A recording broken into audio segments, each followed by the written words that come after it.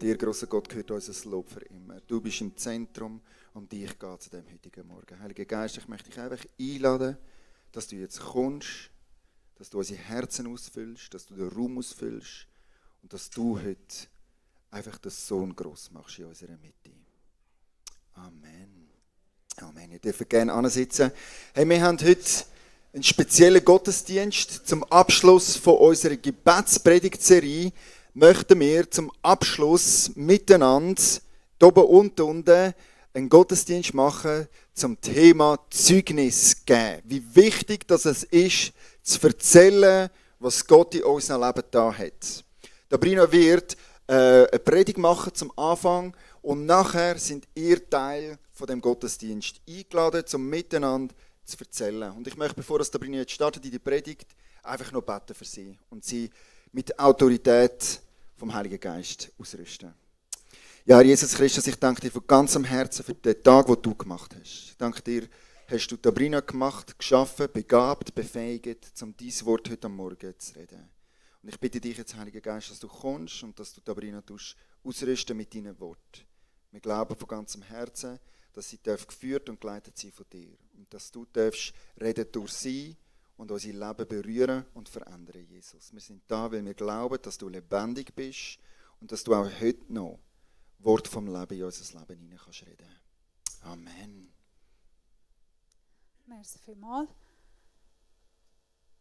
Schön, dass auch heute der Gottesdienst im Egen darf mit uns sein.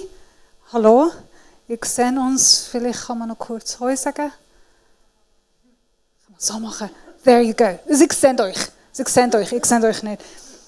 Schön, dass wir so miteinander ein Gottesdienst feiern. Vor einer kurzen Zeit, für die nicht wissen, ich habe 2 Jobs. Und vor kurzer Zeit musste ich von meinem zweiten Job einen Report schreiben, jeden 6. Monat. Wir müssen einen Report schreiben und von unserer Arbeit erzählen. Und eine der Fragen von meinem Report war, was hast du positiv gut in den letzten 6 Monaten erlebt? So quasi ein Zeugnis geben von etwas Gutes, was ich erlebt habe. Bei dieser Frage bin ich stehen geblieben, weil es ist mir nichts ausgefallen. Ich kann mich an eine Sache erinnern, die so gut war, dass ich schreiben konnte.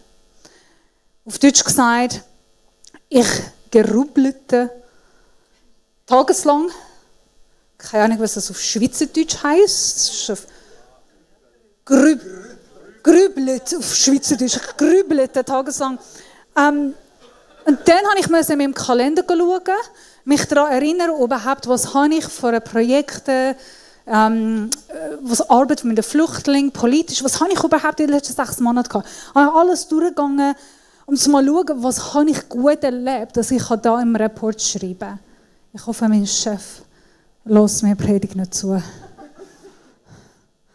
Und es ist ein paar Tage gegangen. Und er hat mir mal eine E-Mail geschrieben, hey Sabrina, ich brauche den Report bis morgen.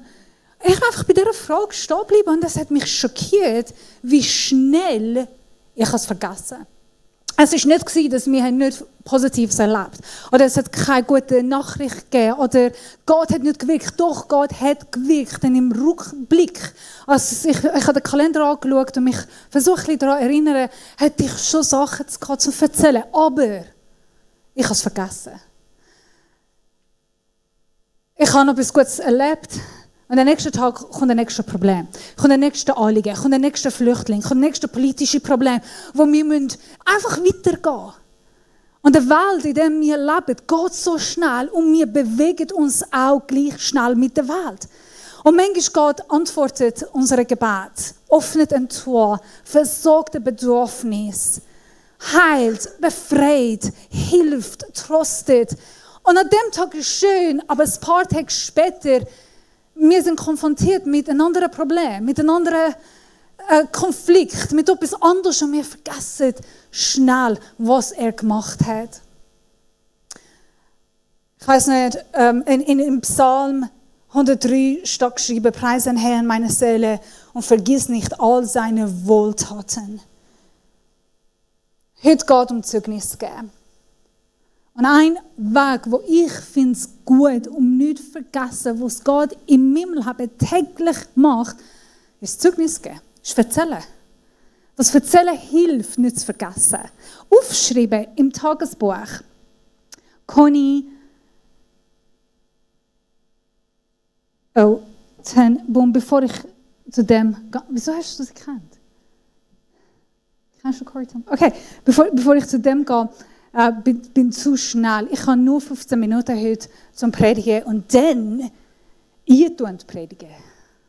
Wie awesome. Wir gestalten heute Gottesdienst miteinander und wir hören voneinander, so können wir uns auch aufbauen, stärken durch unsere Zeugnis.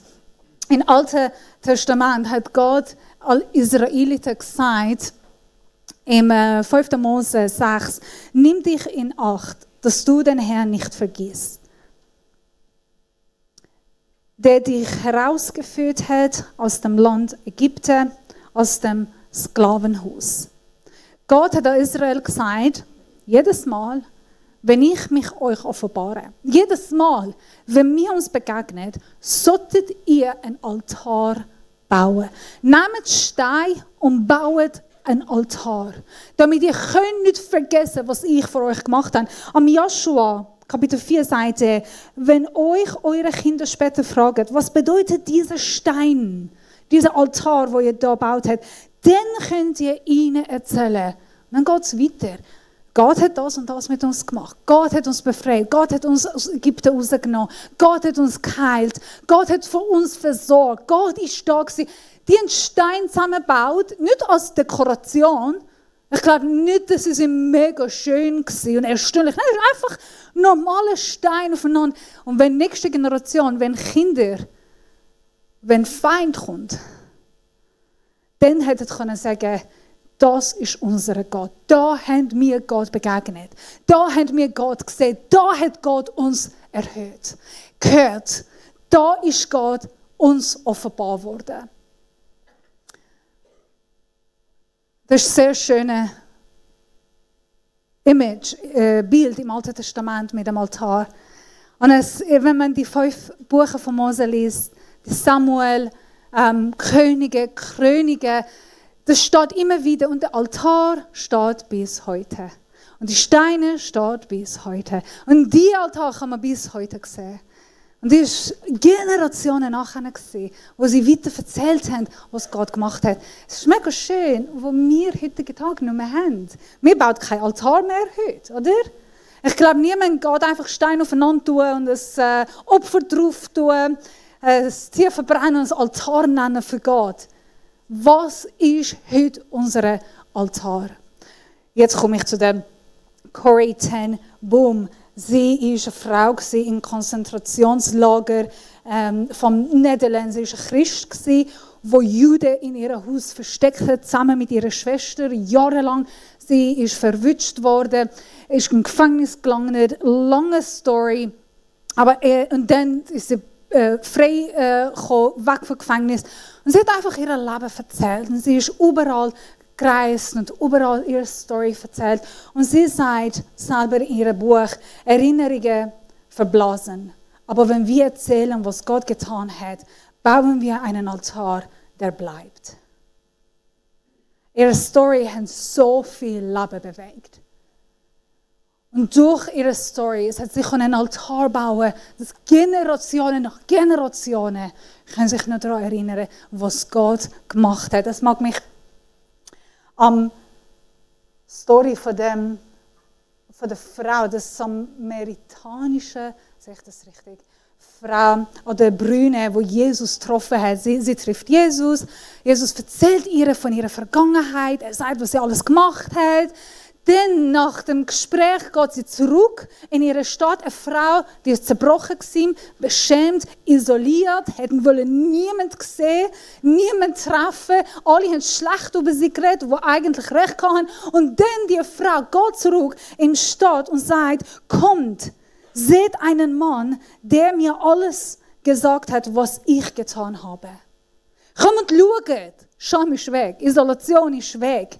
Schaut mich an, Kommt und schaut, was der Mann mit mir gemacht hat. Wir müssen ihn sehen. Und dann passiert etwas später im Vers 39. Viele Samariter aus jener Stadt kommen zu glauben an ihn, aufgrund der Worte der Frau. Die bezügte, er hat mir alles gesagt, was ich getan habe. Wow! Seht, wie stark können unsere Zeugnisse sein. Die Frau hat keine theologische Begründungen gehabt. Sie ist nicht eine Predigerin. Sie ist nicht ein begabter Kommunikator wie der Micha. Sie hat nicht eine Aufgabe vom Himmel erhalten oder eine Gabe von der Heilige Geist, wo sie jetzt in die Stadt gehen und einfach reden und Menschen bekehren. Nein, hat sie nicht. Sie hat keine Bühne gehabt. Sie ist einfach in die Stadt gegangen und eins hat sie gesagt: Komm und schau den Mann, der mir erzählt hat, was ich gemacht habe. Menschen haben sie gekannt. Menschen haben gewusst, sie wird am besten sich einfach verstecken. Und ihre Story hat dazu geführt, dass viele zum Glauben kommen.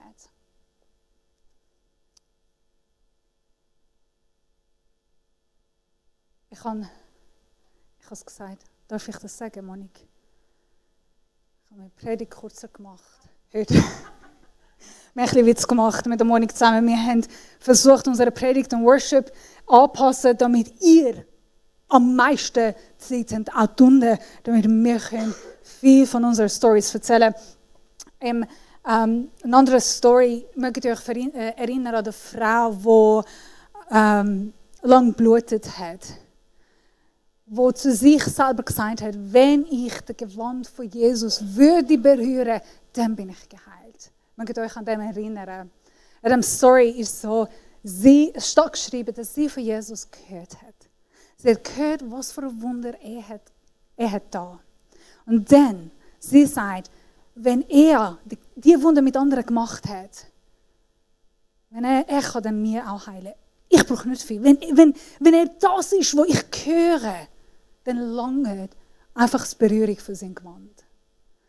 Die Zeugnis von anderen Menschen haben Glauben in dieser Frau aufgeweckt. Und zwar so ein starker Glaube, dass sie sagt, wenn andere Menschen ihn so stark sehen und erlebt haben, dann brauche ich nicht viel, nur eine Berührung für sein Gewand. Lange. Unsere Zeugnis, unsere Stories wecken Glauben in andere Menschen. Das Wort Zeugnis auf Hebräisch, das habe ich schon mal euch erzählt. Es bedeutet, Herr, mach es wieder. Und sie sagt, wenn ich nur ein Gewand berühre, werde ich gesund. Zeugnisse sind prophetische Aussagen. Die reden nicht nur, erzählen nur von der Vergangenheit, sondern die sind eine Einladung für die Zukunft. Einladung für das gleiche Erlebnis in der Zukunft. Wenn wir Zeugnis geben, wenn wir Storys erzählen, wir müssen nicht der beste Redner sein. Es ist eine andere Story. Ich sage es sehr kurz. Ein Mann, der geheilt worden ist, der blinde Mann. Und dann Jesus sagt ihm, du darfst das nicht weiter erzählen. Geh, bist geheilt, erzähl nicht weiter. Und dann der religiöse Leiter kommt und sagt, oh, was ist mit dir passiert? Und er sagt, ja, der Jesus. Oh, der Jesus. Nein, der Jesus, er ist ein falscher Lehrer, falscher Prophet. Und dann tun sie unter Druck setzen, dass er gegen Jesus spricht. Und er sagt, in einem Vers steht, ich weiß es nicht von der Jesus, aber eins weiß ich. Ich war blind und ich kann jetzt sehen. Wie stark. Von dem Jesus weiß ich nicht. Von das, was ihr erzählt, da weiß ich nicht. Ich habe keine Antwort für euch. Ich kann den Jesus nicht verteidigen. Ich kann auch nicht irgendwie bestätigen, beweisen, wer er ist. Aber eins weiß ich. Ich bin blind gewesen und jetzt sehe ich. Wer von uns kann heute stehen und sagen, aber eins weiß ich. Ich bin verloren gewesen. Er hat mich gefunden. Wer von uns kann heute stehen und sagen, aber eins weiß ich. Ich bin zerstört gewesen, zerbrochen gewesen, müde gewesen. Ich kann nicht mehr mögen und ich kann ihm begegnen. Er ist gekommen. Viel weiß ich nicht. Nein, Theologe bin ich nicht. Die ganze Bibel habe ich noch nicht voll gelesen. Leset das. Ich kann nicht viel argumentieren, aber eins weiss ich, ihn habe ich erlebt. Gegen das kann niemand argumentieren. Und das ist sehr stark, was wir haben, wo wir können sagen, das habe ich mit ihm erlebt. Das Problem ist, wenn wir es nicht erzählen, dann vergessen wir. Und ein grosses Problem ist, unsere Welt, wir sind Profis am Lob und Anerkennung zu verteilen, einfach nicht an Gott. Unsere Welt ist super. An alles Lob geben, Anerkennung geben, Credit geben. Einfach, wenn möglich, ja nicht an Gott. Wir geben Erfolg an Flüssigkeit, Intelligenz, System, Menschen, Wissenschaft, Medizin, Glück, Zufall, alles möglich. Ja nicht Gott. Ja nicht ihn. Als Christen, glaube ich, wir sollten das sogar übertreiben. Wenn der Benzinpreis runtergeht, Halleluja, Gott ist gut. Habt ihr eure Prüfungen bestanden? Gebt euch selber nicht viel Credit. Könnt ihr schon sagen, Gott ist treu gewesen. Habt ihr ein besseres Jobangebot? Das ist Gott. Habt ihr das Essen auf eurem Tisch? Gott sei Dank. Könnt ihr von euch versorgen? Könnt ihr arbeiten jeden Tag? Gott sei Lob. Er ist treu, er ist gut. Wir als Christen sollten das noch mehr übertreiben. Weil ehrlich gesagt, im Jakobus steht geschrieben, jede gute Gabe und jedes vollkommene Geschenk kommt von oben herab. Von dem Vater der Lichter. Alles, was wir haben, ist von ihm. Und ihm gebührt Lob, Ehr und Preis. Nicht uns und nicht der Welt. Und wir haben genug von ihm geklaut. Wir haben genug von Gott weggenommen. Wir haben genug an uns selber, an unsere Fähigkeiten. Und er hat euch auch geschenkt. Ihr seid alle fähig, gute Menschen, begabte Menschen. Lasst uns ihn loben. Ihn gebührt alle Lob. Und das wollen wir miteinander heute machen. Hey, ich habe noch 1 Minute, ich bin fertig. There you go. Wow. Ich habe es gut gemacht. Kann man, Micha sagt, danke. Gott hat gut gemacht. Hey, super. Was denken ihr, kann man das miteinander heute machen? Ich möchte dir 2 Fragen geben. Mit diesen 2 Fragen machen wir Folgendes. Oben und unten. Überlegt euch, was ist die Sache, die ihr in der letzten Zeit erlebt habt von Gott. Wir haben eine Predigtserie über Gebet. Würde mich wundern, wie geht es dir beim Thema Gebet? Was hast du erlebt? Was sind Enttäuschungen? Was du von Gott bringen, Sachen, die du mit Gott erleben. Das muss nicht wahnsinnig gross sein. Kleine Sachen von alles, was wir dürfen erleben, alles, was wir im Tag erleben, im Alltag, wir dürfen Gott Ehre geben. Denk, was hast du in der letzten Zeit mit Gott erlebt? Du musst nicht wahnsinnig gross sein. Wie hat dieser Moment dir etwas von Gottes Wesen gezeigt? Was hat von Gott dich offenbart? Wie hast du Gott anders kennenlernen? Wie war es ein Aha-Moment über Gott?